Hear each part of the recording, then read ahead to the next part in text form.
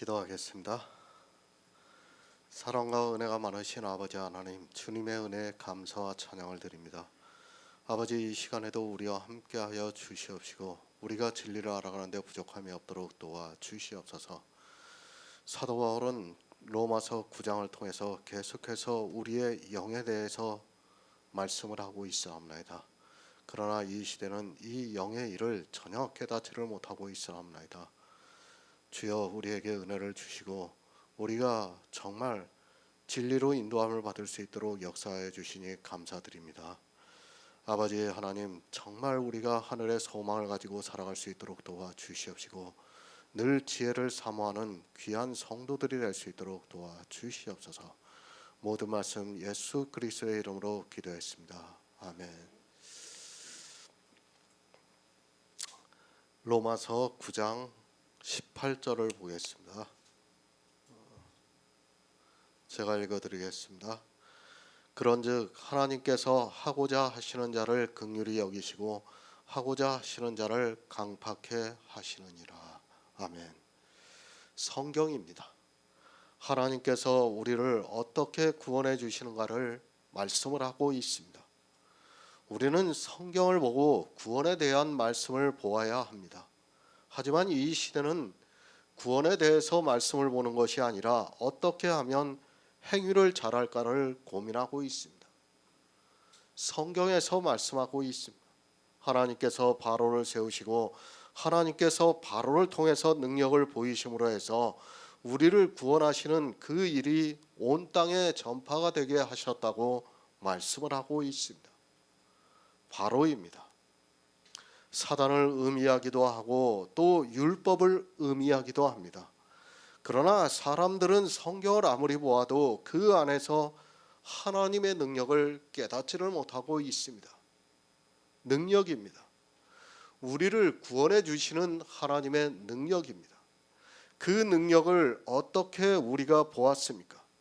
성경에서 예수 그리스도의 십자가를 통해서 우리가 보고 있습니다.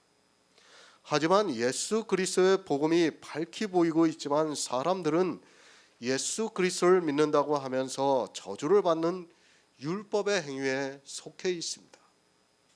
종으로 살아가고 있습니다.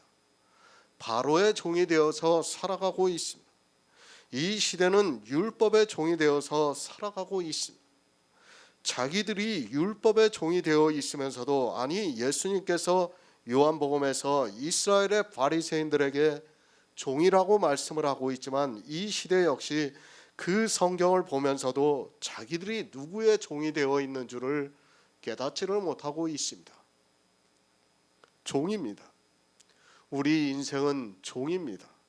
특히나 교회 안에서 하나님을 믿는다고 하는 사람들은 더욱더 율법의 종이 되어서 살아가고 있습니다. 사실 이 시대 기독교는 교회에 처음 들어온 사람들에게 복음을 가르치는 것이 아니라 율법의 행위부터 가르치고 있습니다. 아니, 모든 교회가 율법의 종이 되어 있다는 것을 광고를 하고 있습니다. 교회를 보시기 바랍니다. 자기들이 얼마나 종으로 살아가고 있는가를 교회 앞에 써붙여 놓고 있는 것을 볼 수 있습니다. 일주일에 드리는 예배와 그리고 시간을 광고를 하면서 자기들이 이렇게 예배를 드린다고 하면서 광고를 하고 있습니다. 왜 그렇게 하고 있는가 하면 이미 사람들의 머리에는 교회가 어떻게 예배를 드리는가가 각인이 되어 있기 때문입니다. 예배가 율법입니다. 그런데 그 율법을 지킨다고 광고를 하고 있습니다. 아마도 어느 교회가 그런 것을 광고하지 않으면 혹시 한번 가보려고 하던 교인도 가지 않을 것이 분명합니다. 또 새벽 예배 같은 경우에는 목사들의 영적인 척도가 되어서 목사들은 반드시 혼자서라도 새벽에 나와서 예배를 드려야 하는 것으로 생각하고 있습니다. 바로의 종입니다. 하나님께서는 이스라엘을 그 종살이 하는 데서 꺼내주셨습니다. 그러나 이방의 교회는 스스로가 다시 종으로 살기를 원해서 이제는 모두가 종교의 거대한 힘에 의해서 굴복이 되어 있다고 해도 틀린 말이 아닙니다. 하나님께서는 그 바로를 통해서 하나님의 능력을 보이시고 그 이름을 온 땅에 전파하고 있지만 깨닫지를 못하고 있습니다. 예수 그리스도입니다. 그 이름의 뜻을 모르고 있습니다. 자기 백성을 저희 죄에서 구원할 자라고 말씀을 하고 있습니다. 우리 죄에서 구원할 자로 믿어야 하는데 이 시대는 그 이름이 온 땅에 전파가 되지 않고 있습니다. 예수 그리스도의 이름은 사람들이 다 알고 있지만 그 이름의 뜻을 정확하게 전파를 하고 있지 않습니다. 저희 죄에서 구원할 자입니다. 우리 인생은 죄인입니다. 우리 육체는 죄를 지면서 살아가고 있습니다. 죄를 안 짓고 선을 행하는 의인이 하나도 없다고 성경에서 정의를 내려주고 있습니다. 하지만 안타깝게도 이 시대는 죄를 안 지려고 율법의 행위를 지키고 있습니다. 그렇다고 죄를 안 질 수 있는 것도 아닌데 죄를 안 짓겠다고 하는 그들이 죄를 지면서 이중성을 보이고 있습니다. 우리는 죄인입니다. 제가 방종을 하라고 드리는 말씀이 아닙니다. 그러나 우리는 사는 자체가 죄라는 것을 알아야 합니다. 하지만 이스라엘이 그랬고 이 시대 역시 자기들이 교회 안에서 율법을 지킴으로 해서 죄를 안 질 수 있는 것으로 생각하고 율법을 지키는 일에 열심을 내고 있습니다.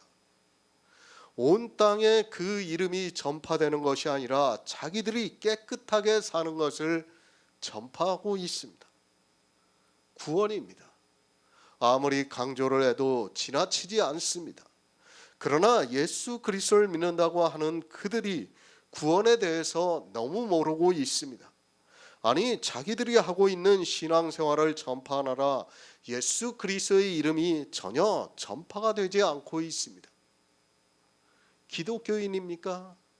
그들은 예수 그리스도를 믿는 사람이 아닙니다.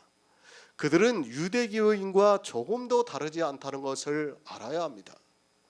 하나님을 믿는다고 하는 유대인들이 율법의 종이 되어서 살아갔습니다.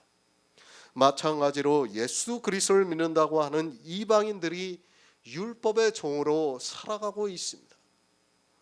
율법의 종이 되어 있으면서도 그들은 말로는 예수 그리스도를 믿는다고 말을 하고 있습니다. 한 해가 지날 때쯤이면 성탄절이 있습니다. 예수 그리스도를 알리는 날입니까? 아닙니다. 자기들이 지키고 있는 성탄절이라는 날을 알리고 있습니다. 예수 그리스도의 이름은 몰라도 사람들은 이미 국가 공휴일로 지정이 되어 있는 성탄절을 알고 있고 그 날에 쉬는 것을 좋아하고 있습니다. 율법입니다. 어느 사도가 성탄절을 지켰습니까? 자기들이 날을 만들어서 지키면서 그 날의 종이 되어 있으면서도 깨닫지를 못하고 있습니다. 예수 그리스도께서 이방에 참빛을 비춰주셨지만 이방의 교회는 빨리 타락을 해서 성탄절이란 날을 만들어 놓고 지키고 있는 것을 볼 수 있습니다. 영이시는 하나님을 믿는 것이 아니라 사람이 만들어 놓은 날에 종이 되어서 살아가고 있습니다. 율법에서 건져주셨습니다. 우리가 종이 되어서 살아가는데 예수 그리스도께서 오심으로 해서 포로가 되어 있는 자들을 자유케 하셨지만 사람들은 성경을 보면서 스스로 다시 포로가 되기를 자청하고 율법을 지키고 있습니다. 바로에게 하나님의 능력을 보이셨지만 이 시대는 스스로가 종이 되어서 율법을 지키고 있는 것을 볼 수 있습니다. 우리는 종이 아닙니다. 우리의 어머니는 자유자라고 말씀을 하고 있습니다. 그런데 이 시대는 율법을 지키지 않는 교회가 하나도 없는 것을 볼 수 있습니다. 율법의 포로가 되어 있는 우리를 자유케 하시려고 주님이 이 세상에 오셔서 십자가를 지셨지만 그 십자가의 은혜가 무색해졌습니다. 새 번역을 보겠습니다. 그러므로 하나님께서는 긍휼히 여기시고자 하는 사람을 긍휼히 여기시고 완악하게 하시고자 하는 사람을 완악하게 하십니다. 그런즉 앞 내용을 미루어 뒷 내용의 근거를 짐작해낼 수 있을 때 쓰여 앞뒤 문장을 이어주는 말입니다. 늘 말씀드리지만 우리는 국어를 바로 알아야 합니다. 우리가 보고 있는 한글 개혁 성경은 구원을 받기에 조금도 부족하지 않은 성경이라는 것을 알아야 합니다. 하지만 이 시대 목사들은 국어를 너무 모르고 있습니다. 구장에서도 마찬가지입니다. 그런즉이라는 단어가 계속해서 나오고 있습니다. 무엇에 대해서 그런즉이라는 말씀입니까? 9장 16에서 17절의 말씀에 대해서 그런즉이라는 말씀입니까? 거의 모든 목사들이 성경을 그렇게 보고 있습니다. 어디에 그 말씀을 근거로 해서 그런즉인가를 바로 알아야 합니다. 아마 그렇습니다.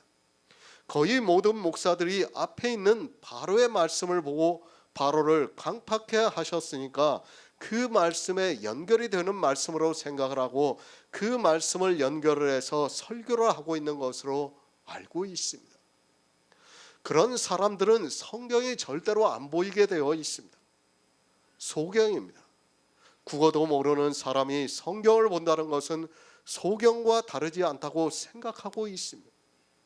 목사라는 사람들이 자기가 신앙에서 배운 것을 그리고 스스로 공부한 것을 가지고 자랑이나 하고 있지 성경을 성경으로 보려고 하지 않고 있습니다. 무엇에 대해서 그런즉입니까? 9장 13절까지의 말씀을 이어주는 말씀입니다. 그러니까 이삭이 약속의 씨로 태어났고 또 이삭이 리브가라는 교회 안에서 복음을 전해서 에서와 야곱이 태어났는데 하나님께서 에서는 미워하시고 야곱은 사랑하셨다는 그 말씀에 대해서 그런즉이라는 말씀입니다. 국어의 문법을 모르면 이 말씀이 어디에서 연결이 되어 있는가를 모르게 되어 있습니다. 그러면 어떻게 됩니까? 바로를 말씀하는 것으로 생각하게 되어 있습니다. 그것이 아니라 에서와 야곱에 대해서 말씀을 하고 있습니다.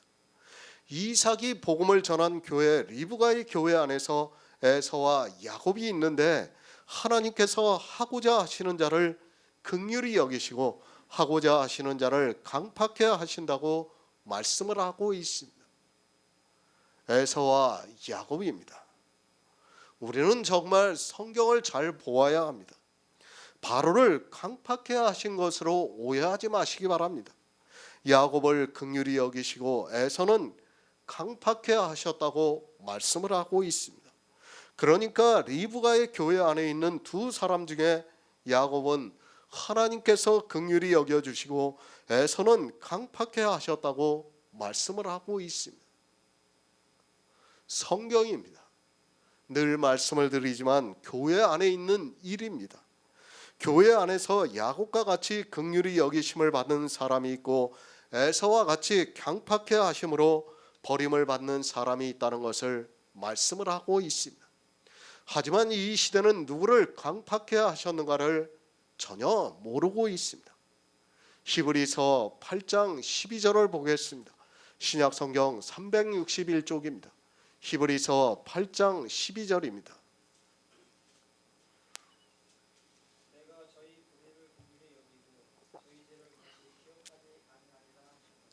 아멘. 예수 그리스도입니다. 우리 인생들을 긍휼히 여기셔서 이 세상에 오셨습니다. 만약에 예수 그리스도께서 이 세상에 오시지 않았다면 우리는 긍휼히 여김을 받고 싶어도 받을 수 없고 모두가 다 멸망의 길로 가고 말았을 것이 분명합니다. 하지만 하나님께서는 우리를 긍휼히 여겨주셨습니다. 누구입니까? 다시 말씀을 드리지만 우리 육체가 아닙니다. 물론 우리 육체가 죄를 지었습니다. 그러나 긍휼히 여김을 받은 것은 우리 육체가 아니라 우리 안에 탄생이 되어 있는 약속의 씨입니다. 그 씨가 있음으로 해서 우리가 긍휼히 입은 것이지 우리 육체가 긍휼히 입어서 그 신체가 주님이 오시는 날에 부활을 하는 것이 절대로 아닙니다. 야곱입니다. 하나님께서는 야곱을 긍휼히 여겨 주셨습니다. 이 시대 예수 그리스도를 믿는 성도들을 긍휼히 여기시고 있습니다. 긍휼히 여겨 주심으로 해서 야곱은 하늘에 있는 장자들의 총회의 이름이 있습니다. 물론 그 이름은 야곱이라는 이름이 아니라 새 이름이라고 말씀을 하고 있습니다. 하나님께서 그 별들을 이름대로 부르십니다. 그러니까 구원을 받은 성도들을 그 이름대로 부르십니다. 그 이름을 요한계시록에서 말씀하고 있습니다. 이 세상에서 우리가 부르고 있는 그런 이름이 아닙니다. 육체의 야곱의 불의를 긍휼히 여기고 저희 죄를 다시 기억지 아니하심으로 약속의 씨가 태어났습니다. 영의 구원입니다. 하나님께서 우리를 긍휼히 여기시는 것은 우리 영이 구원을 받는 것이지 우리 신체가 아니라는 것을 알아야 합니다. 하지만 사람들은 이 영의 일을 모르고 자기 육체가 긍휼히 여김을 받은 것으로 생각하고 있습니다. 저희 불의를 긍휼히 여기시고 저희 죄를 다시 기억지 아니하신다는 말씀은 약속의 씨가 있기 때문입니다. 우리 불의입니다. 그리고 우리의 죄입니다. 그것을 어떻게 기억하지 않을 수 있습니까? 우리 신체가 부활을 하면 반드시 기억하게 되어 있습니다. 그러나 우리 안에 있는 약속의 씨가 구원을 받기 때문에 우리의 불의와 죄를 기억하시지 않을 수 있습니다. 그렇지 않습니까? 만약 우리 신체가 그대로 부활을 한다고 그러면 우리 신체가 이 세상에서 했던 일을 다 기억할 수밖에 없어요. 그러나 우리의 영이기 때문에 우리 신체와는 별개이기 때문에 기억할 수 없다는 것을 말씀하고 있습니다. 우리의 불의를 기억지 않습니다. 그러므로 해서 우리가 약속의 씨로 태어날 수 있습니다. 정말 이 영의 일을 모르면 성경을 아무리 보아도 이해가 되지 않고 있습니다.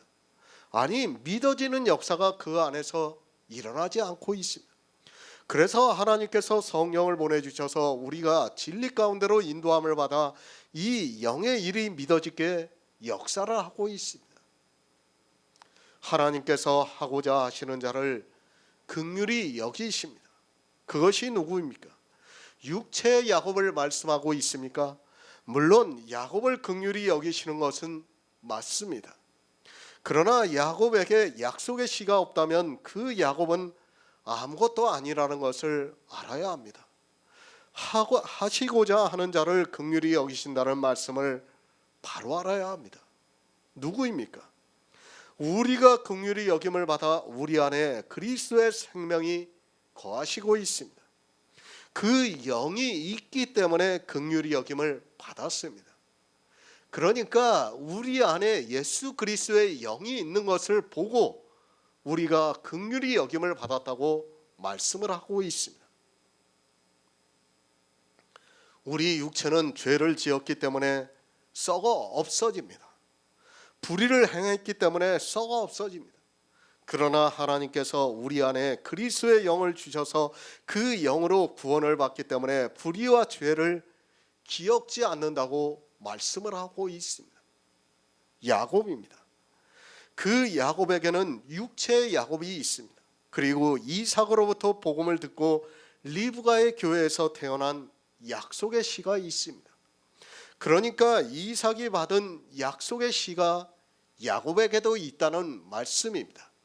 그 약속의 씨가 있는 야곱을 하나님께서는 하고자 하시는 자를 긍휼히 여겨주셨다고 말씀하고 있습니다. 하고자 하시는 자입니다. 그것이 누구인가 하면 야곱에게 있는 약속의 씨입니다. 그 씨를 이삭이 장자의 축복을 해줌으로 해서 그가 받았습니다. 사도 바울은 로마서를 통해서 우리 육체를 말씀하는 것이 아니라 육체와 영을 비교를 하면서 말씀을 하고 있습니다. 긍휼히 여기심을 받은 자는 우리 육체가 아니라 약속의 씨가 있는 영이라는 말씀입니다. 로마서에서 말씀하는 긍휼히 여김을 받은 자입니다. 그것이 만약에 우리의 신체라면 성경은 뒤죽박죽이 되고 만다는 것을 알아야 합니다. 성경은 영의 일에 있어서 일관성이 있게 말씀을 하고 있습니다. 그렇기 때문에 우리가 이 시대 성경에서 복음을 보고 믿을 수 있습니다. 긍휼히 여김을 받았습니다. 그러나 긍휼히 여김을 받아서 그 신체가 구원을 받는 것이 절대로 아니라는 것을 알아야 합니다. 그러면 그 긍휼히 여김을 받은 자가 누군가 하면 우리 안에 영원한 생명이 있는 약속의 씨라는 말씀입니다. 그 약속의 씨이기 때문에 하나님께서 저희 불의를 긍휼히 여기고 저희 죄를 다시 기억지 아니하실 수 있습니다. 천국입니다. 우리가 가서 하나님을 만나는 천국은 우리의 상상으로는 이해가 되지 않습니다. 오직 믿음으로 역사를 하는 성도만이 천국에 갈 수 있습니다. 그러나 이 시대는 이 영의 일을 믿기보다는 육체의 자기가 천국에 가는 것으로 생각하고 있습니다. 천국은 거룩한 형상만이 들어갈 수 있지 우리 신체는 죄를 지었기 때문에 들어갈 수 없다는 것을 알아야 합니다. 하나님께서 하고자 하시는 자입니다. 그것은 육체의 야곱이 아닙니다. 그 야곱을 긍휼히 여기심으로 말미암아 약속의 씨가 탄생이 되었습니다. 그렇게 긍휼히 여기심을 받은 자의 안에 있는 약속의 씨가 있기 때문에 야곱을 하나님께서 사랑하신다고 말씀을 하고 있지만 실제는 야곱 안에 있는 영원한 생명을 사랑하시고 있습니다. 히브리서 3장 15에서 19절을 보겠습니다. 신약성경 355쪽입니다. 히브리서 3장 15에서 19절입니다.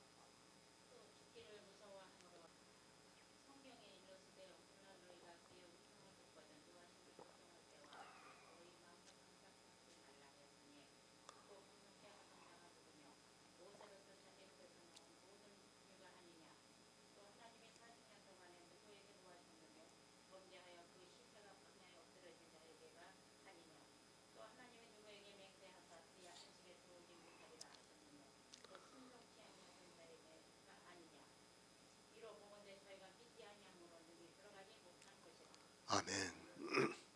성경을 바로 알아야 합니다. 분명히 출애굽기에서 바로도 그 마음이 강팍해졌다고 말씀을 하고 있습니다. 우리가 바로가 이스라엘을 내보내지 않은 것은 마음이 강팍해졌기 때문이라는 것을 우리가 잘 알고 있습니다. 그러나 로마서 9장 18절의 말씀에서 강팍해 하셨다는 말씀은 바로에게 하는 말씀이 아니라 교회 안에 있는 에서에게 하고 있는 말씀이라는 것을 알아야 합니다. 사람들은 그렇게 생각합니다. 바로는 이 세상 사람을 의미하고 있습니다. 그러다 보니까 교회 안에 있는 자기들은 하나님께서 하고자 하시는 대로 긍휼히 여김을 받았고 하고자 하시는 대로 세상 사람들은 강팍해 하셔서 예수 그리스도를 믿지 않는다고 말을 하고 있습니다. 절대 아닙니다. 교회 안에 있는 사람입니다.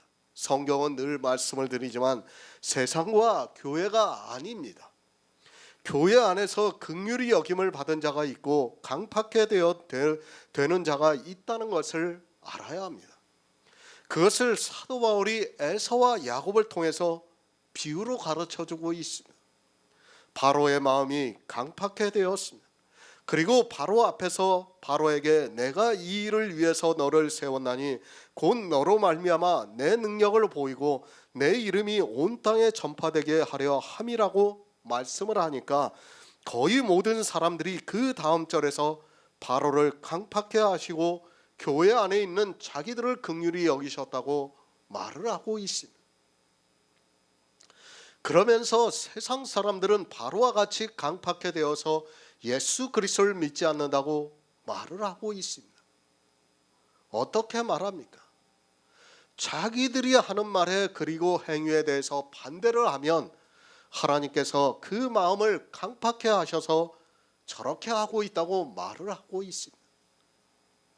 실상은 자기들이 강팍해 되었는데도 그것을 깨달을 수 있는 지혜가 없어서 교회 안에 있는 자기들은 긍휼히 여김을 받고 세상 사람들은 강팍해 되었다고 말을 하고 있습니다. 아마 이 말을 많이 하고 있을 거예요. 자기들하고 대적을 하면 거의 다 저 마음이 강팍해 가지고 하나님을 믿는 사람을 대적하고 있다고 아마 거의 모든 사람이 그렇게 말해요. 특히 목사들은 더 그렇습니다. 이 강팍해졌다는 뜻을 모르니까 자기하고 반대에 있는 사람, 그러니까 세상 사람들은 강팍해졌다고 생각하고 있습니다. 누가 강팍합니까? 애굽에서 나온 이스라엘을 강팍하다고 말씀을 하고 있습니다. 그들이 왜 광야에서 죽었는가를 말씀하고 있습니다. 광야에서 나온 이스라엘이 마음이 강팍해져서 범죄를 했다고 말씀을 하고 있습니다. 그들이 어떠한 범죄를 했는가를 고린도전서 10장에서 말씀을 하고 있습니다. 우상을 숭배했습니다. 간음을 했습니다. 하나님을 시험했습니다. 또 어떤 이들은 원망을 했다고 말씀을 하고 있습니다. 그들이 광야라는 교회에서 어떻게 했는가를 성경을 통해서 가르쳐주고 있습니다. 그것을 히브리서에서는 마음을 강팍해 해서 하나님의 경로를 받았다고 말씀을 하고 있습니다. 경계입니다. 왜 이스라엘을 통해서 그런 예표들을 보여주셨습니까? 이 시대를 살아가고 있는 우리에게 경계가 되기 위해서입니다. 그런데 어떻습니까? 이 시대는 교회 안에 있는 자기들은 무슨 짓을 하든지 하나님의 긍휼하심을 입었다고 하고 있고, 세상 사람들은 마음이 강팍해져서 자기들이 교회에 나오라고 해도 말을 안 듣고 오히려 대적을 한다고 말을 하고 있습니다. 성경입니다. 이 시대 기독교인들은 거의 자의적으로 해석을 하고 있습니다. 좋은 것은 다 자기들이 하고 있고 나쁜 의미의 말씀은 세상 사람들이나 아니면 자기들이 생각하기에 이단이라고 하는 데서 하는 것으로 생각하고 있습니다. 성경은 이 시대를 살아가고 있는 모든 사람에게 경계로 기록을 하고 있지만 그 경계의 말씀을 믿지를 않고 있습니다. 누가 강팍합니까? 순종치 않던 이스라엘이 강팍하다고 말씀을 하고 있습니다. 순종치 않는다고 말씀을 하니까 이 시대는 거의 율법을 생각하고 있습니다. 율법을 잘 지키면 순종을 잘하고 율법을 지키지 않으면 순종을 하지 않는 것으로 생각하고 있습니다. 왜 그렇게 생각하고 있는가 하면 그들은 율법의 종이 되어 있기 때문에 거기서 벗어날 수 없습니다. 순종치 않았습니다. 이스라엘은 광야라는 교회에서 복음에 순종치 않았습니다. 하나님께서 자기들을 구원하시는 모든 것을 보여주셨지만 그들의 마음이 강팍해져서 순종치 않았습니다. 그것이 경계로 이 시대 그대로 가르쳐주고 있지만 역시 마찬가지로 순종치 않고 있습니다. 복음에 순종치 않고 있습니다. 그리고 율법에 순종을 하면서 그것을 지키는 일에 열심을 내고 있습니다. 왜 그들이 율법에 순종을 하고 있는가 하면 마음이 강팍하게 되어서 그렇다고 말씀을 하고 있습니다. 하나님께서 그들의 마음에 성령을 보내주시지 않아서 순종을 하고 싶어도 할 수 없습니다. 사람의 육체입니다. 우리는 복음에 순종할 수 없습니다. 사람의 지혜로는 어느 누구도 복음에 순종할 수 없다는 것을 알아야 합니다. 우리는 정말 성경을 잘 알아야 합니다. 하나님께서 하고자 하시는 자를 긍휼히 여기시고 하고자 하시는 자를 강팍해 하신다는 말씀은 사람으로는 안 된다는 것을 사도 바울이 말씀을 하고 있습니다. 하나님께서 하십니다. 사람은 그 마음이 원래 강팍합니다. 그것은 어느 누구라도 마찬가지입니다. 지금 이 시대도 복음을 전해 보시기 바랍니다. 어느 정도 수긍은 해도 그것을 받아들일 수 있는 사람이 지극히 적다는 것을 알고 있어야 합니다. 왜 사람들이 받아들이지 못하는가 하면 사람의 이성은 강팍하기 때문에 받아들일 수 없습니다. 이스라엘입니다. 그들은 우리의 경계입니다. 그들이 광야에서 어떻게 했는가를 보면 쉽게 알 수 있습니다. 사람의 이성으로 복음에 순종할 수 있는 것이 아니라는 것을 우리가 깨달아야 합니다. 하나님께서 성령을 보내주시지 않으면 그 복음이 설령 사람의 이성에 이해가 되어도 그것에 순종할 수 있는 사람은 아무도 없습니다. 너희 마음을 강팍해 하지 말라. 지금 이 시대를 살아가고 있는 우리에게 동일하게 하고 있는 말씀입니다.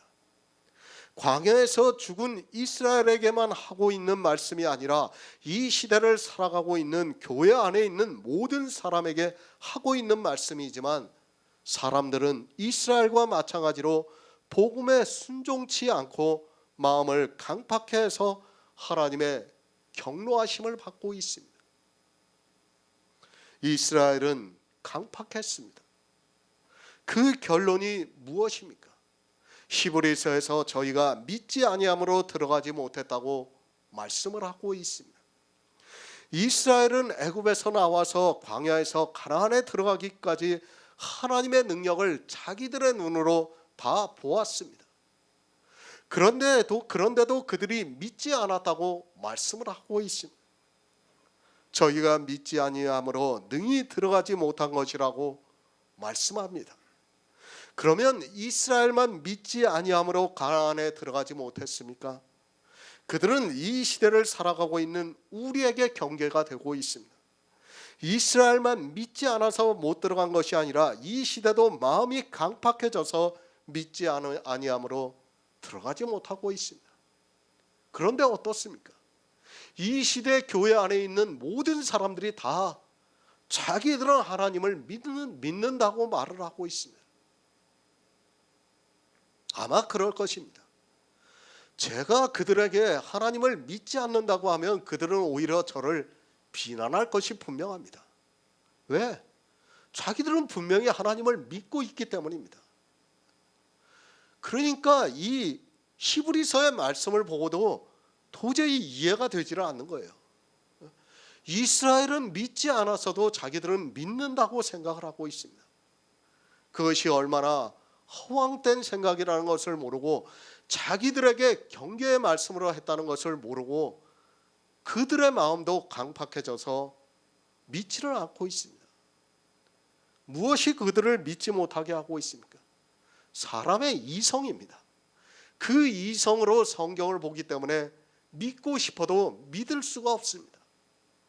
영의 일이 믿음이 아니고는 어떻게 받아들이집니까? 못 받아들입니다. 사람의 이성으로 이 영의 일을 받아들일 수 있다고 생각하지 마시기 바랍니다. 어느 누구도 받아들일 수 없는 것이 바로 우리가 지금 교제하고 있는 이 영의 일이라는 것을 깨달아야 합니다. 믿지 않습니다. 이 시대 역시 믿지를 않고 있습니다. 아니, 교회 안에 있는 모든 사람이 다 믿는다고 하고 있습니다.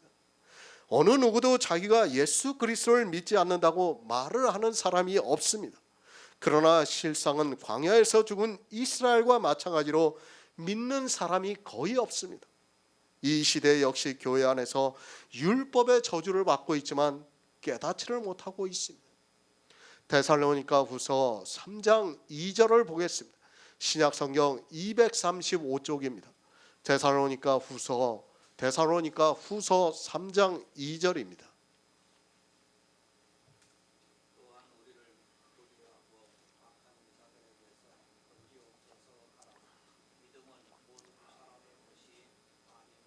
아멘.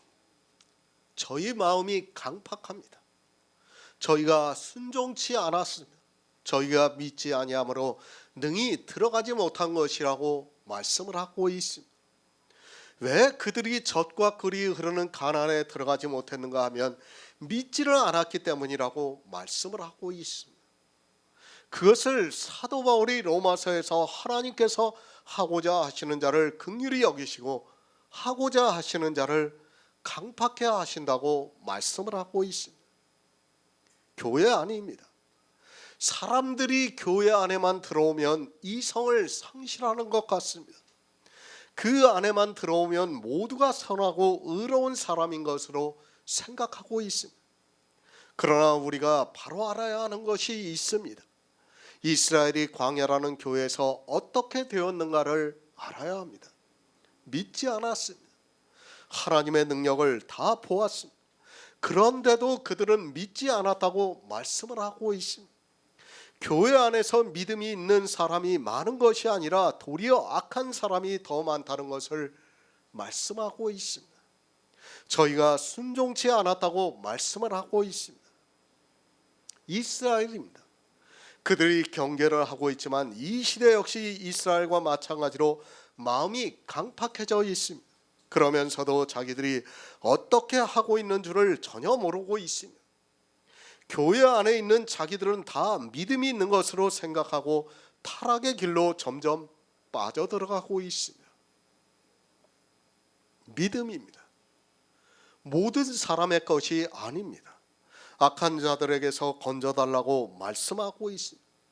이 무리하고 악한 사람들이 교회 안에 가득하다는 것을 알아야 합니다. 광야에서 죽은 이스라엘이 누군가 하면 무리하고 악한 사람이라는 것을 말씀하고 있습니다. 그것이 누구입니까? 우리 육체가 그렇다는 말씀입니다. 우리 인생은 믿음을 모르고 있습니다. 그래서 사도 바울이 믿음은 모든 사람의 것이 아니라고 분명하게 말씀을 하고 있습니다. 믿음이 왜 모든 사람의 것이 아닌가 하면 긍휼히 여기시는 하나님께서 그 믿음을 주시기 때문에 믿음은 모든 사람의 것이 아니라고 말씀을 하고 있습니다. 내가 믿을 수 있습니까?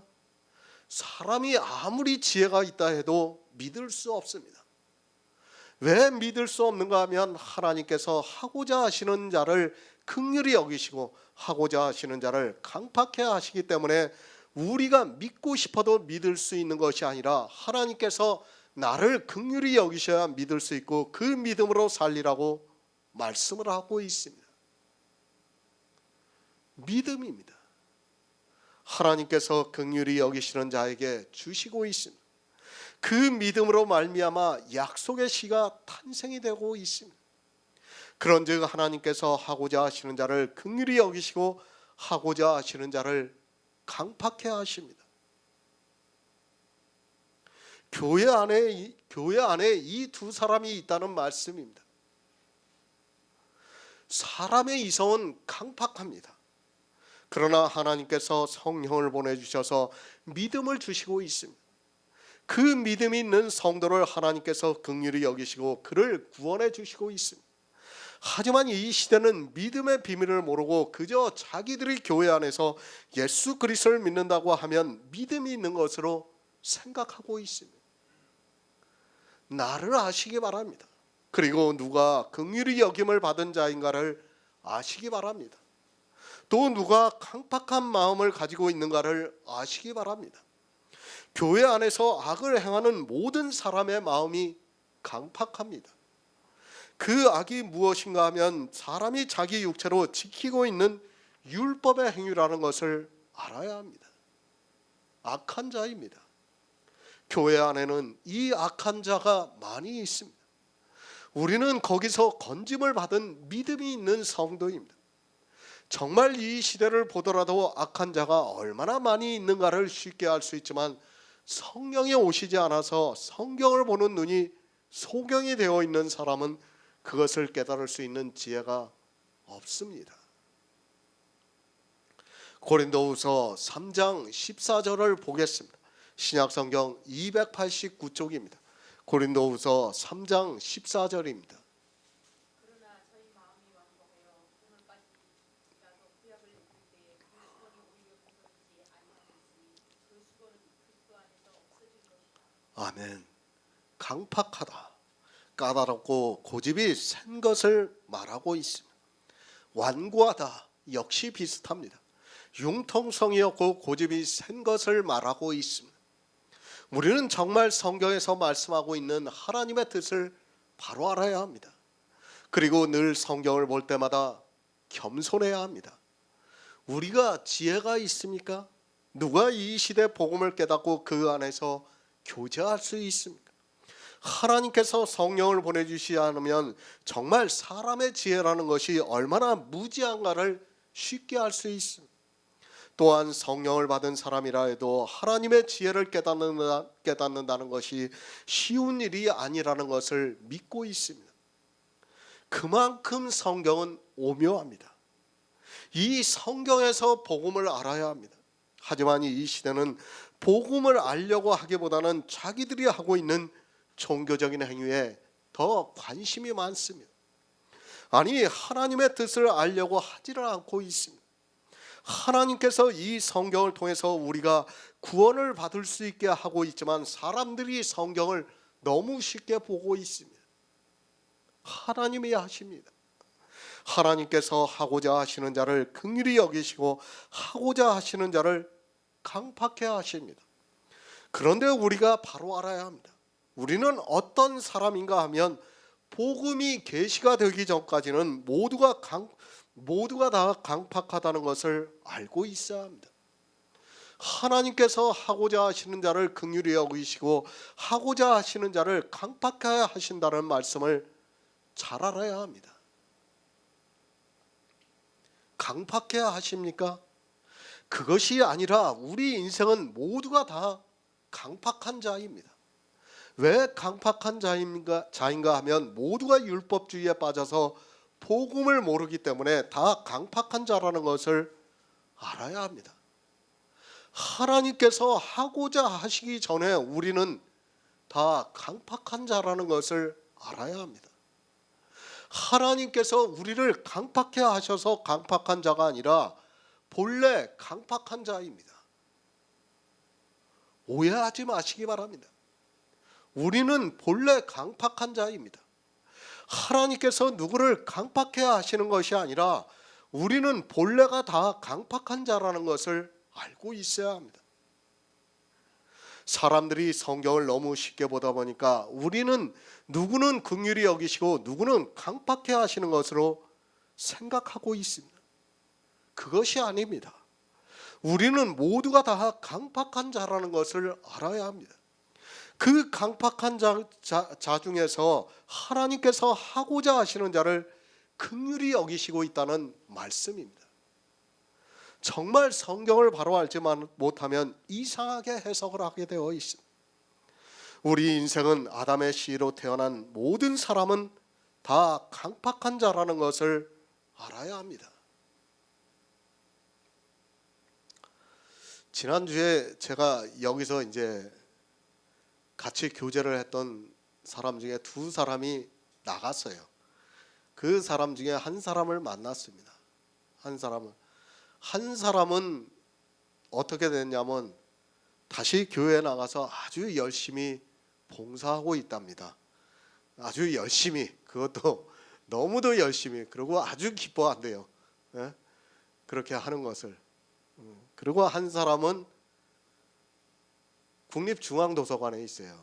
그러다 보니까 책이 들어오면 다 봐요. 그러니까 종교서적도 들어오면 거의 모든 걸 다 봐요. 그 지식으로 가득 차 있어요. 그런 지식으로 가득 차 있는데 사실 그 서적 중에서 복음이 있는 책이 한 권도 없어요. 여러분이 바로 알아야 합니다.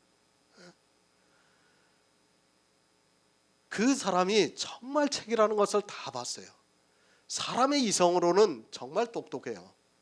그런데 어떻습니까? 그렇게 성경을 열심히 보고 했는데 어떻게 됐습니까? 복음에 대해서 강팍한 거예요.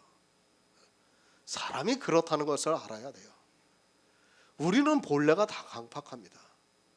내가 아무리 지식이 있다고 해도 강팍할 수밖에 없어요. 신학자입니까? 목사입니까?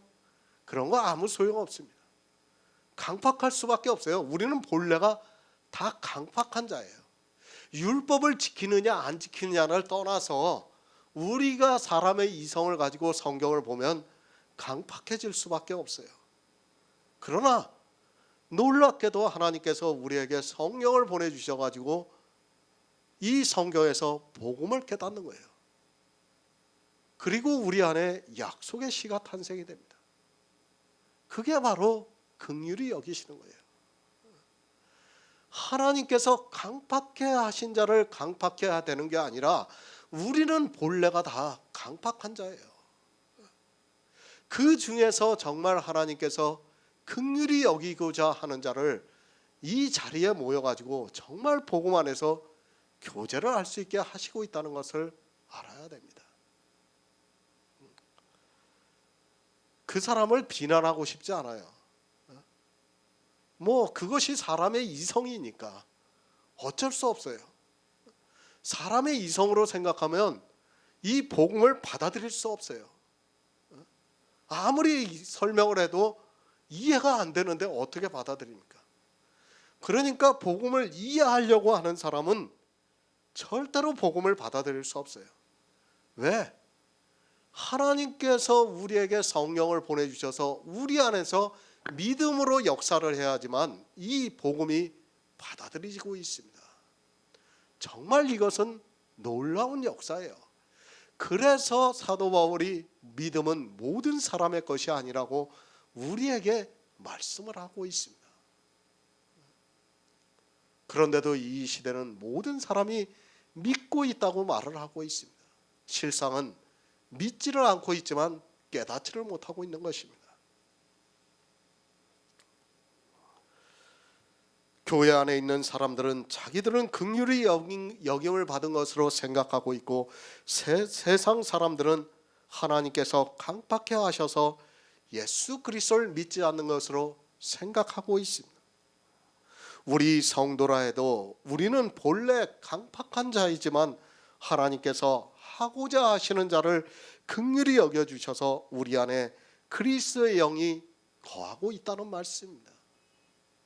강팍하다, 완고하다 거의 비슷한 뜻입니다. 저희 마음이 완고하여 오늘날까지라도 구약을 읽을 때에 그 수건이 오히려 벗어지지 아니하고 있으니 그 수건은 그리스도 안에서 없어질 것이라고 말씀을 하고 있습니다. 이 시대 교회를 보시기 바랍니다. 정말 아직까지 수건이 벗겨지지가 않은 사람이 너무 많이 있는 것을 볼 수 있습니다. 그것이 우리 인생입니다. 그런 우리를 하나님께서 하고자 하시는 자를 긍휼히 여기셔서 우리 안에 그리스도의 영을 거하게 하고 있습니다. 우리가 지혜가 있어서 스스로 수건을 벗을 수 있는 것이 아니라 우리 인생은 뼛속부터 율법주의라서 그것을 벗기가 완고하다고 말씀을 하고 있습니다. 완고합니다. 우리가 알아들을 수 있게 말씀을 하고 있습니다. 우리 인생의 이성으로는 율법주의에서 벗어날 수 없다는 것을 말씀하고 있습니다. 정말 그것을 깨닫지 못하면 사람들은 율법주의에서 절대로 벗어나지를 못하고 있습니다. 우리 스스로가 율법을 의미하는 수건을 벗을 수 있는 것이 아니라 예수 그리스도의 영이 거하면 자연스럽게 벗어집니다. 율법을 지키고 있습니까? 완고하기 때문에 지키고 있습니다. 그것이 사람의 이성입니다. 사람은 율법을 지키지 않고는 불안해서 견디지를 못합니다. 율법을 지켜야 자기가 하나님을 믿는 것과 같은 생각에서 벗어날 수 없습니다. 그래서 성경은 완고하다 그리고 강팍하다고 말씀을 하고 있습니다. 우리는 강팍합니다. 그리고 완고합니다.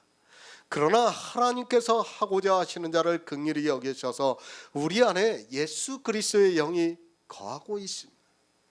그렇게 예수 그리스도의 생명이 우리 안에 있으면 하나님께서 하고자 하시는 자가 되어서 긍휼히 여김을 받고 있다는 말씀입니다.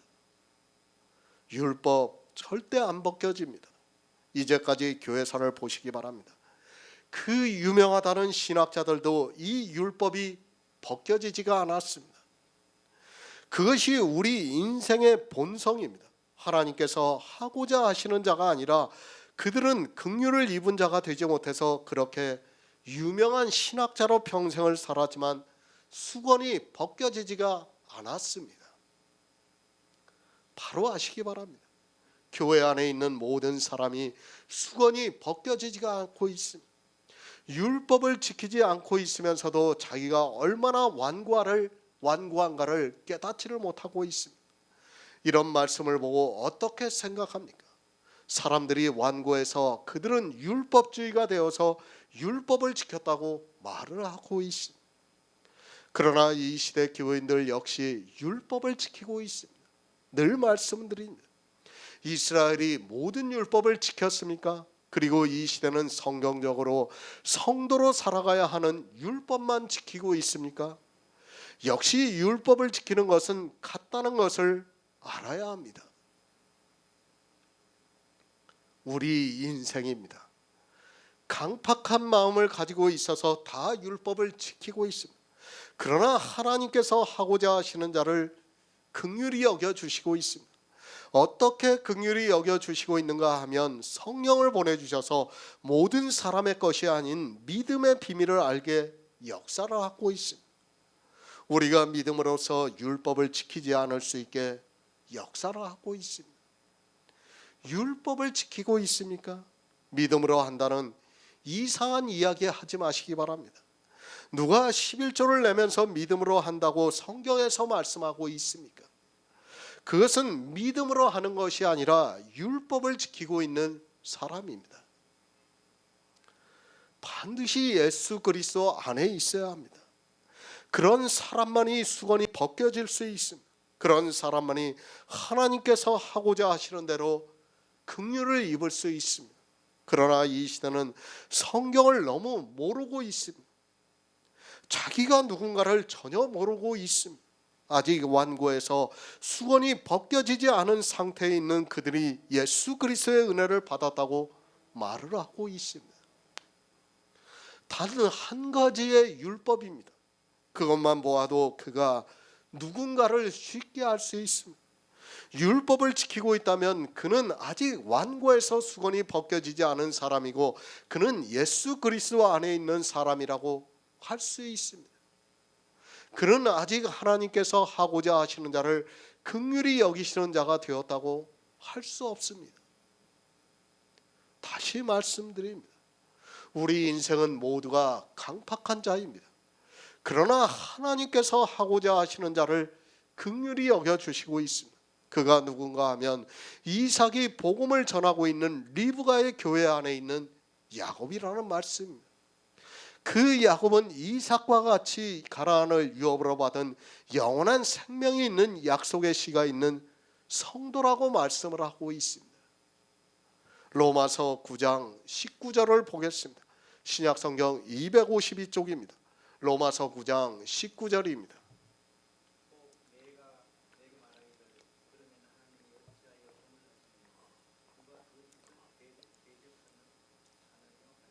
아멘. 새 번역을 보겠습니다. 그러면 그대는 내게 이렇게 말할 것이며 그렇다면 어찌하여 하나님께서는 사람을 책망하시는가? 누가 하나님의 뜻을 거역할 수 있다는 말인가? 우리는 강팍합니다. 그런데 하나님께서 하고자 하시는 자를 긍휼히 여겨주십니다. 그리고 하고자 하시는 자를 강팍해 하시고 있습니다. 아니 쉽게 말씀드리면 이 세상 모든 사람의 마음은 다 강팍합니다. 복음에 대해서 그렇다는 것을 말씀하고 있습니다. 그 중에서 하나님께서 하고자 하시는 자를 긍휼히 여겨주시고 있습니다. 참 사람이 볼 때는 불공평하게 보일 수 있습니다. 만약에 우리에게 성경을 주시지 않았다면 교회 안에 있는 모든 사람에게는 강팍하게 그대로 두시고 어느 사람은 하나님께서 하고자 하시는 자를 긍휼히 여기셨다면 불공평할 수 있습니다. 아니 로마서 9장 19절의 말씀을 문자 그대로 보면 하나님은 불공평합니다. 실제로 이렇게 말할 사람이 있다는 거예요. 지금 사도 바울이 그 말씀을 하고 있습니다. 로마서를 보고 있는 사람들입니다. 그들이 볼 때는 하나님께서 그렇게 다 하시고서 어떻게 사람을 책망할 수 있느냐고 말할 사람이 있다고 말씀을 하고 있습니다. 하나님께서 하고자 하시는 자를 긍휼히 여기셔서 그를 구원해 주시고 구원을 못 받은 사람을 허물한다면 그것이 잘못된 것이 아니냐고 말할 사람이 있다는 말씀입니다. 그렇지 않습니까? 하나님께서 다 하시고 성령도 하나님께서 다 보내주시고 그러면 분명히 로마서 9장 19절의 말씀을 보고 어떻게 하나님이 나를 힐문하겠느냐고 말할 사람이 있다는 거예요. 지금 그것을 사도 바울이 말씀하는 겁니다. 정말 성경은 참 친절하게도 우리에게 모든 것을 다 가르쳐주고 있습니다. 참 이성적입니다. 그렇지 않습니까? 하나님께서 하고자 하시는 자를 긍휼히 여기시고 하고자 하시는 자를 강팍게 하시고 있습니다. 하나님께서 다 그렇게 하시면 어떻게 우리를 허물하겠느냐고 말을 하고 있습니다. 그러니까 구원을 받지 못한 사람에게 어떻게 허물을 찾겠느냐고 말을 하고 있습니다. 잘못했다고 말할 수 있겠느냐는 말씀입니다. 교회 안에서 선택을 주장하는 사람이 있고 거기에 또 운명론자들이 있기도 합니다. 선택을 주장하는 사람들은 운명론이 잘못되었다는 것을 반대하는 나름대로의 말씀을 가지고 이야기를 하고 있습니다. 하나님께서 사도 바울을 통해서 지금 이 운명론자들이 나올 것을 알고 말씀을 하고 있습니다. 모든 것이 하나님이 하시고자 하는 대로 다 됩니다. 그런 모든 것이 다 정해져 있습니다. 그럼 우리 운명은 이렇게 정해져 있으니까 우리는 이제 포기를 하면서 살아야겠다는 사람이 있기 마련입니다. 아니, 제가 솔직히 선택에 대해서 강의를 하지 않았다면 그럴 사람이 분명히 있어요. 우리 중에도 하나님께서 선택을 하셨는데 나는 거꾸로 매달려도 천국에 간다고 생각할 사람이 있습니다. 그러나 이제 선택에 대해서 바로 알았기 때문에 절대 그런 말을 할 수 없어요. 우리는 그렇지 않습니까? 반드시 선택하심을 따라 되는 하나님의 뜻이 어떻게 되는가를 부르시는 이해로 말미암아 서게 된다는 것을 알았어요. 그 부르시는 이해계로 말미암아 서는 것이 무엇인가 하면 우리의 영이라는 것을 알았습니다. 그리고 그 영이 어떻게 탄생이 되는가를 사도 바울은 계속해서 말씀을 하고 있습니다. 정말 이런 비밀을 모르면 아무리 성경을 보면 뭐합니까? 너무도 쉽게 운명론적으로 빠질 수밖에 없어요.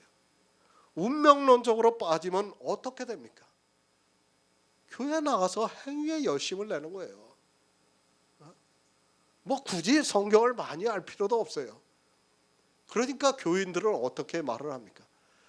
우리 목사님이 많이 알면 돼. 나는 몰라도. 우리 목사님이 알아서 다 얘기해 주는데 나는 아멘으로 대답만 하면 돼. 지금 교회 안에 있는 대다수의 사람들이 그렇게 생각하고 있다는 겁니다. 그것이 선택이고 운명론이라는 것을 바로 알고 있어야 됩니다. 교회 안에 은연중에 그런 사상이 뿌리 깊게 자리하고 있다는 것을 우리가 알고 있어야 합니다. 참 설득력이 있지 않습니까? 하나님께서 하고자 하시는 자를 긍휼히 여기시고 하고자 하시는 자를 강팍해 하신다면 우리는 아무것도 하지 않아도 된다는 것은 참으로 설득력이 있는 말이 될 수밖에 없습니다. 이 시대는 말씀을 전혀 이해를 하지 못하고 있습니다. 지금 로마서 9장에서 사도 바울이 무슨 말씀을 하고 있는지를 도무지 깨닫지를 못하고 있습니다. 처음부터 복음이 없는 사람은 로마서를 아무리 보아도 무슨 말씀을 하고 있는지 깨달을 수 없다는 것을 알고 있어야 합니다. 그래도 이 정도의 질문을 할 수 있는 사람이 되어야 하는데 이 시대는 그것도 하지 못하고 있습니다. 왜 그렇습니까? 잘못된 선택론 교리를 믿고 있기 때문입니다.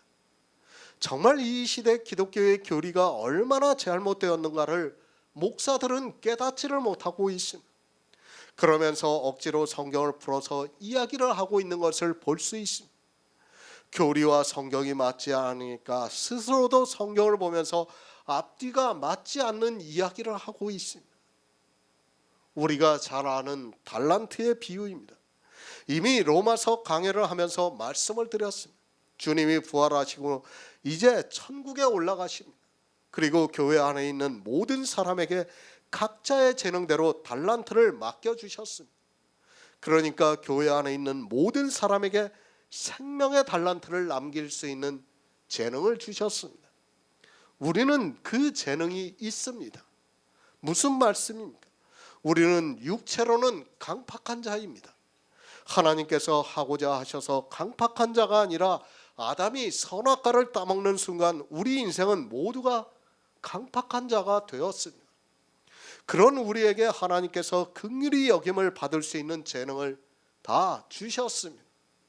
정말 바로 알아야 합니다. 혼인잔치의 비유입니다.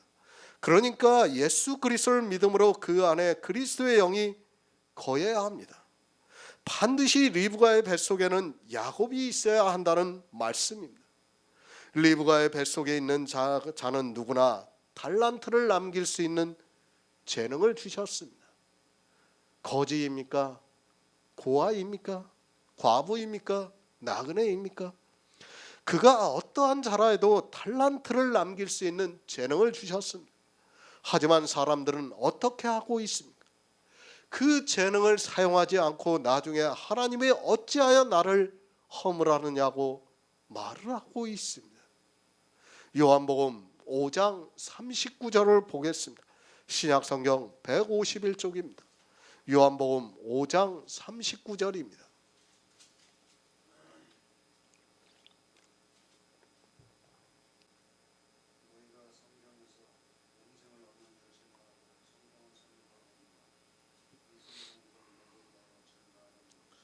아멘. 어찌하여 하나님이 허물합니까? 당연히 허물하실 수 있습니다.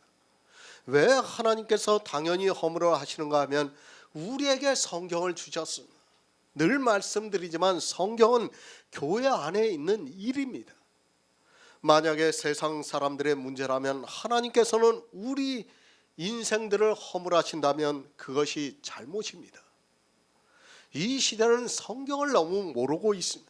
만약에 이 로마서를 하나님이 사도 바울에게 기록하게 하셨는데 하나님이 하고자 하시는 자를 긍휼히 여기시고 하고자 하시는 자를 강팍해 하셨는데 그것이 교회 안에와 교회 밖에라면 분명히 하나님께서는 우리의 허물을 찾지 않습니다. 천국과 지옥입니다. 누가 천국에 가고 지옥에 갑니까? 교회 안에서 하나님이 하고자 하시는 자를 긍휼히 여긴 자가 천국에 갑니다. 그리고 교회 안에서 하나님이 하고자 하시는 자를 강팍해 하신 자는 지옥에 갑니다. 그런데 분명히 말씀을 드리지만 우리에게 재능을 주셨습니다. 재능을 주시고 그를 긍휼히 여기시고 있다는 말씀입니다. 교회 밖이 아닙니다. 늘 말씀드리지만 세상 죄인은 이 지구의 종말이 오면 그들은 불못에 들어가 소멸이 됩니다. 그들에게 복음이 안 전해졌다고 이야기하지 마시기 바랍니다. 늘 천주교에 있는 사람들이 그 말을 해요. 그러면 이순신 장군은 어떻게 되느냐? 아니 교회 안에 있는 사람들도 그렇게 말해요. 우리 할아버지의 할아버지는 어떻게 되느냐? 어떻게 되고 말 거 없습니다. 그냥 소멸이 되면 끝이에요. 근데 그것을 깨닫지를 못하니까 자꾸 반문을 하는 겁니다. 교회 안에 왔습니다. 우리에게 성경을 주셨습니다. 그리고 그 성경에 분명히 거짓 선지자를 삼가라는 말씀도 있습니다. 그리고 재능주 주셨습니다. 문제는 사람들이 성경을 안 보고 있습니다. 아니 본다고 해도 영생을 얻기 위해서 상고하는 것이 아니라 그저 자기가 이 세상에서 어떻게 살아가고 또 신앙생활을 어떻게 해야 하는가를 알기 위해서 성경을 보고 있습니다. 하나님이 허물하시는 것이 잘못입니까? 사람들은 운명론처럼 받아들이고 있는 것을 볼 수 있습니다. 운명론이 아닙니다. 그렇다고 해서 육체의 선택도 아닙니다. 하나님께서 하고자 하시는 자를 긍휼히 여기시고 하고자 하시는 자를 강팍해 여기십니다. 강팍해 하시고 있습니다.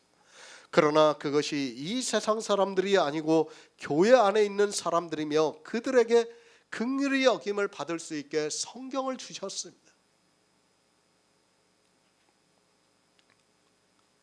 제가 윤 목사님하고 대화를 좀 많이 했어요. 정말 성경을 많이 보셨어요. 아니 고민을 했어요. 성경을 보고. 이 자리에 오신 분들이 다 마찬가지예요. 고민을 하지 않고 이 자리에 온 사람은 없어요. 우리가 성경을 보면 왜 그런가 의문을 가져야 하는데 교회 안에 있는 사람들은 그것을 믿음이라고 착각을 하면서 의문을 갖지 않습니다. 성경을 왜 주셨습니까? 성경을 보고 하나님의 뜻을 찾으라고 주신 거예요. 그런데도 전혀 의문을 갖지 않고 있는 사람들이 어떻게 구원을 받을 수 있다고 생각합니까? 안 됩니다. 너희가 성경에서 영생을 얻는 줄 생각하고 성경을 상고하거니와 이 성경이 곧 내게 대해서 증거하는 것이라고 예수님께서 말씀하고 있지만 이 시대는 성경에서 영생을 얻기 위해서 상고하지를 않고 있습니다. 자기들의 종교를 위해서 성경을 그렇게 열심을 다해서 보고 있지만 영생을 얻기 위해서 보고 있지 않습니다. 우리는 성경을 보아야 합니다. 그런데 이 시대는 성경을 보는 사람들에게 참으로 문제가 많이 있습니다. 성경에서 영생을 얻는 줄 알고 상고를 하고 있지만 이 시대는 성경을 성경으로 보기가 참으로 어렵게 편찬이 되어 있는 것을 볼 수 있습니다. 늘 말씀을 하고 있지만 성경에 너무 많은 첨삭이 들어가 있고 그것을 아무 생각이 없이 목사들까지도 그렇게 보고 있습니다. 로마서 9장입니다. 1절부터 13절까지가 본문의 말씀입니다. 그리고 그 말씀에 대해서 14절에서 그런즉, 16절에서 그런즉, 18절에서 그런즉, 30절에서 그런즉이라고 말씀을 하고 있습니다. 그런데 18절에서 그런즉을 말씀하고 있는데 19절을 시작하면서 동그라미를 쳐놓고 그 위에 제목을 달아놓아서 18절과 19절의 말씀이 다른 것으로 받아들이고 있습니다. 그런즉입니다. 그 다음 그런즉이 나올 때까지 한 문장이라고 보아야 합니다. 18절에서 29절까지는 같은 내용의 말씀입니다. 그런데 19절에서 동그라미를 쳐놓고 제목을 달아놓았습니다.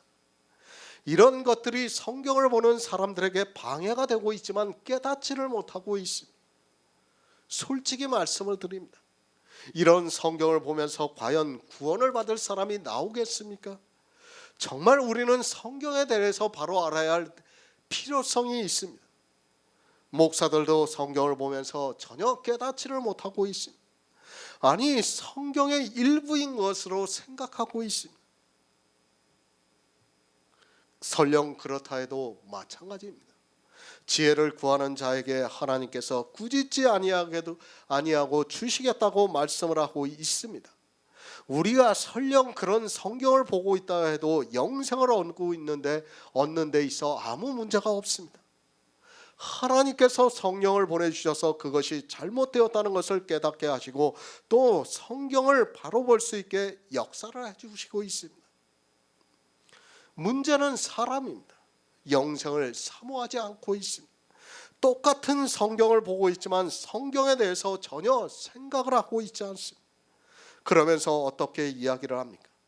자기에게 불리하게 생각이 되면 하나님께서 하고자 하시는 자를 긍휼히 여기시고 하고자 하시는 자를 강팍해 하신다고 하시고 있다고 하면서 하나님께서 다 하시는데 하나님께서 어떻게 우리를 허물하겠느냐고 말을 하고 있습니다. 허물하실 수 있습니다. 그리고 달란트에 비유해서 한 달란트를 받은 자에게 주님께서 게으르고 악한 종이라고 말씀을 하고 있습니다. 달란트를 남길 수 있는 재능까지 주셨는데도 사람들이 깨닫지를 못하고 있습니다. 만약에 재능을 주시지 않았다면 하나님께서 허물하시는 것이 분명히 잘못되었다고 말할 수 있습니다. 마태복음 22장 12절을 보겠습니다. 신약성경 37쪽입니다. 마태복음 22장 12절입니다.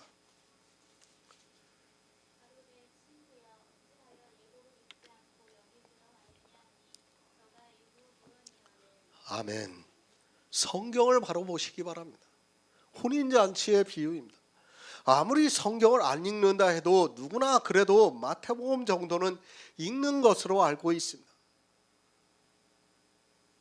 혼인잔치의 비유입니다. 하나님께서 혼인잔치를 하시고 있습니다. 그러니까 이제 천국에 들어가게 잔치를 하고 있다는 말씀입니다.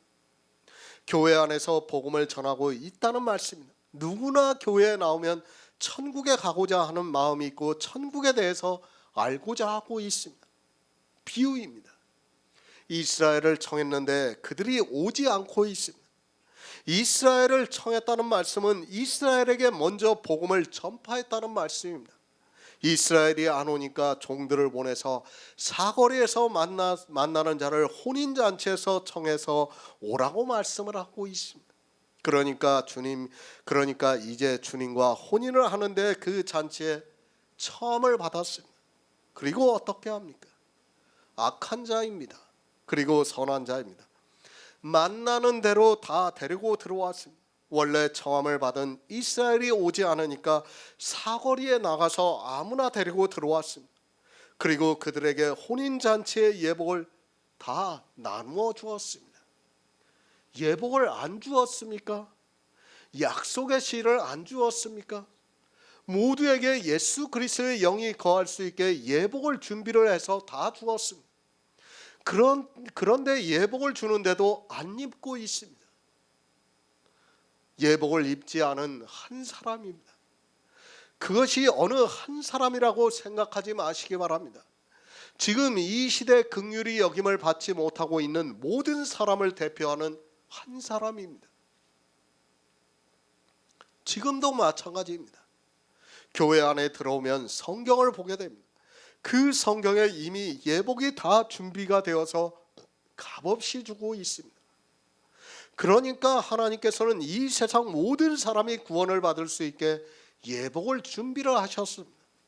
그러나 문제는 교회 안에 있는 사람들이 이 예복을 입지를 않고 있습니다. 그 사람에게 묻고 있습니다.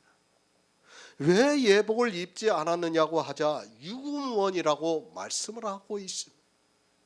교회 안에 들어와 있으면서도 하나님께서 하고자 하시는 자를 긍휼히 여기시는데 긍휼히 여김을 받지 못하고 있다면 그는 나중에 유구무원이 된다는 말씀입니다. 그런데 어떻습니까? 그가 말을 하고 있습니다. 복음을 깨닫지 못해서 하나님이 어찌하여 허물을 하겠느냐고 말을 하고 있습니다. 이 시대도 로마서의 말씀을 보고 있지만 도무지 깨닫지를 못하고 있는 사람들이 있습니다. 그들이 신체의 선택이니 운명론이냐 하면서 경론을 하고 있습니다. 그러면서 하나님께서 막연하게 자기들을 구원하셨다고 말을 하고 있습니다. 어떻게 말을 합니까? 자기들이 긍휼하심을 입었다고 말을 하고 있습니다. 성경도 모르고 예복도 입지 않은 그들이 하나님께서 하고자 하시는 자를 긍휼히 여기셨다고 하면서 자기들의 신체가 선택을 받았다고 주장하고 있습니다. 나중에 반드시 마태복음의 말씀과 같이 유구무원이 됩니다. 나중에 할 말이 있을 것 같습니까? 여러분에게 지혜를 주셨습니다. 아니, 한글을 배울 수 있게 해주셨습니다. 그리고 성경도 주셨습니다. 그런데도 하나님께서 하고자 하시는 자를 긍휼히 여겼다고 하면서 나를 어찌 허물하겠느냐고 하는 말이 통할 것 같습니까? 반드시 이 한 사람과 같이 유구무원이 된다는 것을 알아야 합니다. 인생 80년입니다. 결코 짧지 않은 시간입니다. 아니, 영생을 사모하는 사람들은 부지런하게 성경을 사모하면서 영생을 얻기를 상고하고 있습니다. 그러나 예복을 입지 않은 사람들은 영생에 대해서 게으르게 하다가 주님이 오셨을 때 예복을 입지 않은 것이 발견되어서 어찌하여 예복을 입지 않았느냐고 하면 할 말이 없게 됩니다. 그리고 어떻게 합니까? 그 수족을 결박하여 바깥 어두운 곳에 내어 던지라고 말씀을 하고 있습니다. 거기서 슬피 울며 이를 갈미 있으리라고 말씀을 하고 있습니다. 천국 상상을 초월합니다. 우리가 상상하는 것 이상으로 천국은 우리에게 영광이 넘치는 곳임에 틀림이 없습니다. 저는 모든 사람이 복음을 듣고 예수 그리스도를 믿어서 이 천국에 들어가기를 원하고 있습니다. 그러나 아무리 천국이 좋다고 해도 교회 안에는 지옥이 있다는 것을 알고 있어야 합니다. 차라리 세상에 살면 그 수족을 결박당하지 않을 수 있고 바깥 어두운 곳에 내어 던지지 않을 수 있습니다. 예복입니다. 하나님께서는 교회 안에 있는 모든 사람이 입을 수 있는 예복을 준비하셨습니다. 아니, 이 세상 모든 사람이 입을 수 있습니다. 그러나 성경을 잘 보시기 바랍니다. 주님께서 청함을 받은 자가 많으나 택함을 입은 자는 적다고 말씀을 하고 있습니다. 왜 적습니까? 하나님이 하고자 하시는 자가 적어서 적습니까? 절대로 그렇지 않습니다. 하나님께서는 이 세상 모든 사람이 진리를 알고 구원을 받기를 원하시고 있습니다. 하지만 사람들이 완고해서 이 복음을 전해도 듣지를 않고 있습니다. 얼마나 안타까운 사실입니까? 그래서 성경에서 완고하다는 표현을 하고 있습니다. 얼마나 고집이 세면 하나님께서 이 성경을 통해서 모든 것을 밝혀 보여주시고 있지만 사람들이 듣지를 않고 있습니다. 안 입습니다. 예복을 은혜로 거저 주셔도 안 입습니다. 왜 안 입는가 하면 자기들의 지혜로 이 성경을 보니까 도저히 입을 수가 없습니다. 하나님께서 허물하신다고 따지지 마시기 바랍니다. 이미 하나님께서는 우리가 구원을 받을 수 있게 예복까지 준비해 주셨습니다. 누가복음 11장 13절을 보겠습니다. 신약성경 112쪽입니다. 누가복음 11장 13절입니다.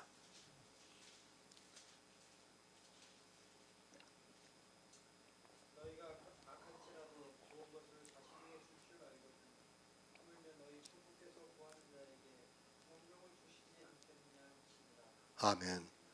하나님께서 성령을 안 보내주셨습니까?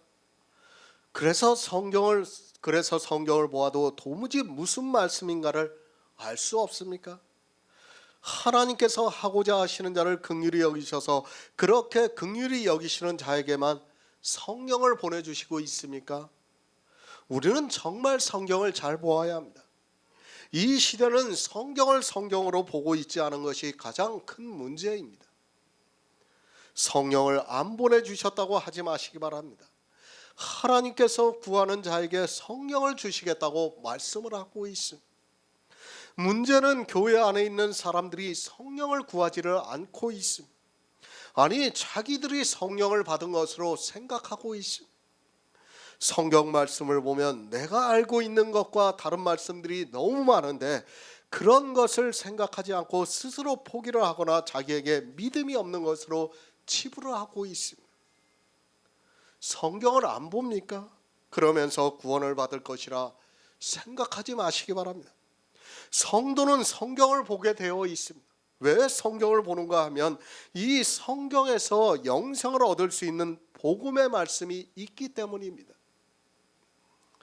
복음에는 하나님의 의가 나타나서 믿음으로 믿음에 이르러 오직 나의 의는 믿음으로 살게 역사를 하는데 어떻게 성경을 안 볼 수 있습니까? 성경을 보면 뭐합니까? 이미 기독교라는 종교에 너무 세뇌가 되어 있습니다. 목사들은 자기들이 배운 신학을 기초로 해서 성경을 보고 있습니다. 그러면서 그들이 핑계를 대고 운명론으로 받아들이고 있습니다. 사실 이 시대 선택에 대해서 이야기를 하고 있지만 그것이 곧 운명론이라는 것을 알아야 합니다. 말장난하지 마시기 바랍니다. 내 신체를 선택하신 것이나 운명론이나 무엇이 다릅니까? 고상한 척 하지 마시기 바랍니다. 이 시대는 선택이라는 고상한 말을 하면서 스스로 포기를 하고 있다고 해도 틀리지가 않습니다. 자기 스스로는 성령을 구할 생각도 하지 않고 있습니다. 성령입니다. 은사가 아닙니다. 아니, 이 시대는 은사가 아니라 종교의 샤머니즘이라고 해야 맞습니다.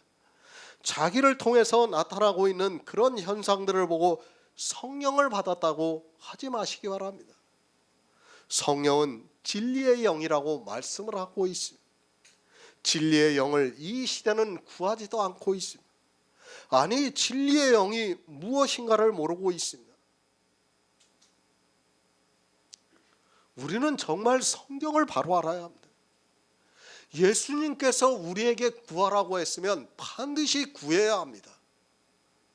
그렇지 않고 그냥 성령을 받을 수 있다고 생각하지 마시기 바랍니다.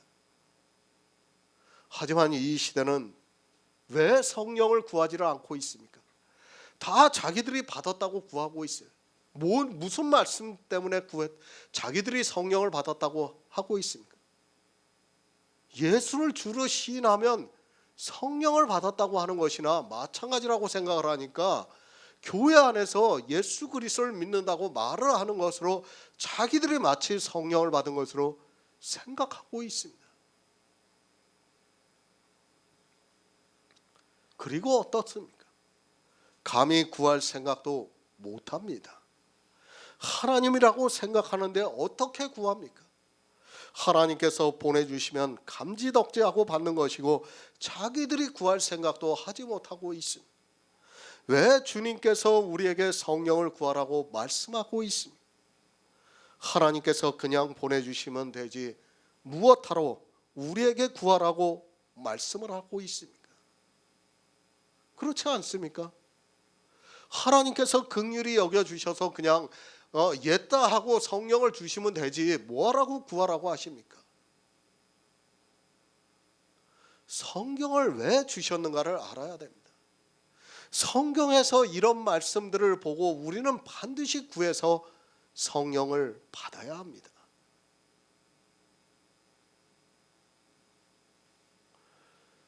하나님께서 알아서 주시면 되는데 왜 굳이 우리에게 성령을 구하라고 말씀을 하시면서 너희가 악할지라도 좋은 것을 자식에게 줄 줄 알거든 하물며 너희 천부께서 구하는 자에게 성령을 주시지 않겠느냐고 말씀을 하고 있습니까? 구해야 합니다. 반드시 성령을 구해야 합니다. 나는 구하지도 않는데 하늘에서 도깨비 방망이 두드리듯이 뚝딱 하고 주는 것으로 생각하지 마시기 바랍니다. 그것이 아니라 예수님께서 우리에게 구하라고 하시면서 하나님께서 주시지 않겠느냐고 말씀을 하고 있습니다. 하나님이 어찌하여 허물하십니까? 당연히 허물하시게 되어 있습니다. 여기 그리스도 편지에 와서 같이 교제를 하고 있는 성도들이 그냥 왔다고 생각하지 마시기 바랍니다. 저는 절대로 그렇게 생각하지 않습니다. 물론 하나님께서 은혜를 주신 것은 맞습니다. 그러나 나름대로는 모두가 지혜를 구했습니다. 늘 의문을 가지고 있었습니다. 그리고 기도를 하지 않았을지는 몰라도 늘 영생에 대해서 그리고 성경을 바로 알기를 사모했습니다. 아니, 내가 알고 있는 것이 무언가 왠지 모르게 찜찜하기 때문에 바로 알고 싶어서 찾아다녔습니다. 직접적으로 성령을 구하지 않았지만 지금 내가 듣고 있는 이 말씀이 성경과 같지 않았기 때문에 찾아다녔습니다. 하나님께서 허물하십니까? 그것이 잘못되었다고 생각하지 마시기 바랍니다. 하나님께서는 우리 인생 모두가 구원을 받기를 원하시고 있습니다. 우리 모두가 진리를 알고 영생을 받는 것을 원하시고 있습니다. 그래서 우리에게 복음을 밝히 보이셨다고 말씀하고 있습니다. 예복도 준비하셨어요. 그리고 재능도 주셨어요. 그리고 또 성경을 주셨어요. 그리고 그 성경에서 성령을 구하라고 말씀하고 있어요. 다 주셨어요. 다. 문제는 사람입니다. 사람들이 성경을 보면서도 깨닫지를 못하고 있습니다. 강팍한 마음을 가지고 있으면서도 자기가 왜 강팍한가를 모르고 있습니다.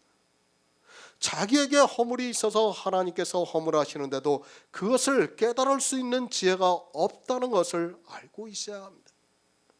이 시대는 성경을 너무 안 보고 있고 성경을 보아도 이미 기독교의 교리에 가득 차 있는 상태에서 보고 있어서 바리새인들과 같이 소경으로 살아가고 있습니다.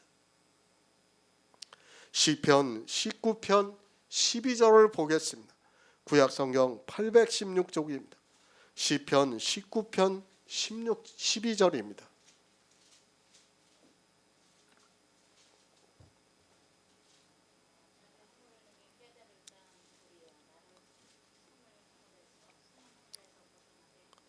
아멘. 하나님입니다. 우리 인생 모두가 구원을 받을 수 있게 해주셨습니다. 그러나 사람들이 이 구원에 대해서 무지합니다. 이것이 영의 일이다 보니까 사람의 지혜로는 도무지 깨달을 수 없습니다. 그래서 성경은 은혜라는 말씀을 많이 하고 있습니다. 자기의 허물이 깨달아져야 하는데 사람의 이성으로는 어느 누구도 자기의 허물을 깨달을 수 없습니다. 그래서 구하고 있습니다. 성경을 보면 답이 다 나와 있습니다. 누가 자기 허물을 깨달을 수 있습니까? 허물을 깨닫지 못하니까 나의 숨은 허물에서 벗어나게 해달라고 간구를 하고 있지 않습니까? 그런데 이 시대는 누가 자기 숨은 허물에서 벗어나게 해달라고 구하고 있습니까? 제가 알기로는 자기 숨은 허물에서 벗어나게 해달라고 구하는 사람이 없는 것으로 알고 있습니다. 허물이라고 하니까 어떻게 합니까? 자기 육신의 죄가 숨은 것이 있으면 그것이 생각나서 그것에서 벗어나게 해달라고 벗어날 수 있게 해달라고 구하고 있습니다. 그 정도까지입니다. 그러나 우리가 누군가 하면 마음이 강팍한 사람이라는 말씀입니다. 그러면 긍휼을 구해야 하는데 긍휼을 구하지 않고 있습니다. 아니, 자기가 강팍하다는 것을 모르고 있습니다. 복음을 거절하면서도 자기가 얼마나 마음이 강팍한가를 깨닫지를 못하고 있습니다. 그리고 뭐라고 합니까? 하나님께서 하고자 하시는 자를 긍휼히 여기시고 하고자 하시는 자를 강팍해 하신다면 어떻게 나를 허물하겠느냐고 말을 하고 있습니다. 참 위로가 되는 말씀이에요. 그렇죠? 일반 교인들한테는 하나님이 허물하시지 않는다니까 얼마나 좋아요. 자기들을 긍휼히 여기셔가지고 허물하지 않겠다고 하니까 얼마나 좋습니까? 그러나 하나님께서는 반드시 허물하십니다. 왜? 모든 것을 다 이미 밝혀 보여주셨기 때문에 허물하실 수밖에 없습니다. 이 시대 자기 신체의 선택을 주장하는 자들이 그렇게 말합니다. 아니, 자기들의 신체의 선택의 당위성을 설명하려고 하나님이 그 뜻을 정하셔서 우리를 선택하셨는데 누가 대적하겠느냐고 말을 하고 있습니다. 영의 일을 전혀 모르는 그들이 육의 일을 가지고 이야기를 하면서 자기들이 마치 대단한 존재나 되는 것처럼 생각하고 있습니다. 먼저 허물을 깨달아야 합니다. 아니, 내 숨은 허물에서 벗어나게 해달라고 기도를 하시기 바랍니다. 이 시대는 자기들의 허물이 무엇인가를 모르고 있습니다. 우리 인생은 모두가 허물진 백성입니다. 왜 허물진 백성인가 하면 처음부터 복음을 받아들일 수 없기 때문에 허물진 백성이라는 것을 말씀하고 있습니다. 그래서 이사야에서는 슬프다 범죄한 나라여 허물진 백성이라고 말씀을 하고 있지만 자기들의 허물이 무엇인가를 전혀 모르고 있습니다. 우리는 허물진 백성입니다. 왜 허물진 백성인가 하면 우리 스스로 복음을 깨달을 수 없기 때문입니다. 우리는 마음이 강팍해서 율법을 지키면서 살아왔습니다. 그러나 하나님께서 우리 인생들에게 그것을 깨달을 수 있게 복음을 주셨습니다. 하지만 사람들이 성경을 보고 있지만 이 복음이 전혀 보이지가 않아서 자기 허물에 대해서 전혀 모르고 살아가고 있습니다.